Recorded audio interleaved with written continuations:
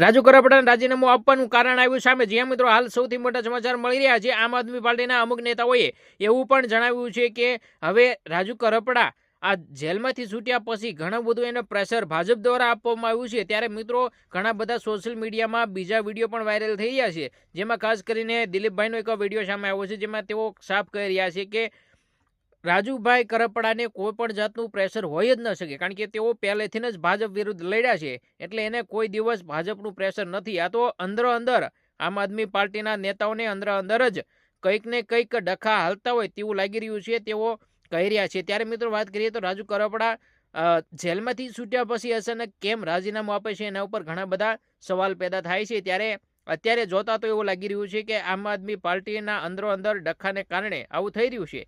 ત્યારે મિત્રો ઘણા બધા એવા પ્રશ્ન પણ થઈ રહ્યા છે કે આમ આદમી પાર્ટી ભાજપની બી ટીમ છે, એટલે એના કારણે ત્યાંથી રાજીનામું આપ્યું છે। પરંતુ શું હવે રાજુ કરપડા ભાજપમાં જોડાશે કે પછી રાજનીતિ જ મૂકી દેશે? મિત્રો તમારું શું કહેવું છે કમેન્ટ બોક્સમાં લખી દેજો। મળીશું ફરી નવા વિડીયોમાં, ત્યાં સુધી જય હિન્દ જય ભારત।